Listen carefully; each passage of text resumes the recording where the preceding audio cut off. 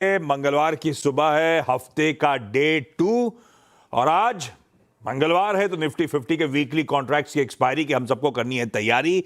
और भाई साहब, एक्सपायरी से पहले जो पिछले 2 trading sessions back to back खासे पेनफुल। इनफैक्ट कल सुबह क्या था, बेहद खराब ग्लोबल क्यूज और खासकर तेल में जो लगी हुई आग थी, उस बड़ी कीमतों को भारतीय बाजार को पहचाना था। इंट्राडे प्लीज स्क्रीन पर लेकर आइएगा और उन्हीं डेवलपमेंट के बीच में, खास तौर पे क्रूड के उछाल के बीच में, हमने एक तगड़े गैप डाउन के साथ, जो इंडिकेशंस आ भी रहे थे, 600 पॉइंट के दबाव के साथ शुरुआत करी। एक समय 750 पॉइंट कमजोरी के साथ भारतीय बाजार कामकाज कर रहे थे, यानी कि 3% दबाव में थे।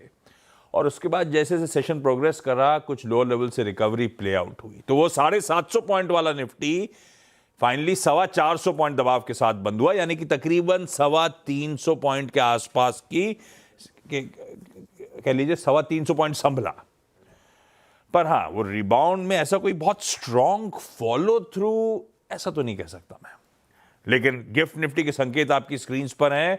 कल अगर इंट्राडे में कुछ हद तक रिकवरी हुई थी, तो आज और रिकवरी तूल पकड़ रही होगी भाई साहब। ऑलमोस्ट 300 पॉइंट 1 से 1.25% के गैप के साथ बदले ग्लोबल समीकरणों के बीच में हम कामकाज की शुरुआत करने जा रहे हैं। बदले मतलब क्या भाई साहब? एशियन पीयर्स दिखाइएगा। कल सुबह जब हम लोग बातचीत कर रहे थे, यही समय था, तब सारा एशिया 2 से लेकर 5% दबाव के साथ कामकाज कर रहा था। आज सुबह एशिया उतना ही घुमा हुआ हरे में ट्रेड करता हुआ आपको नजर आएगा।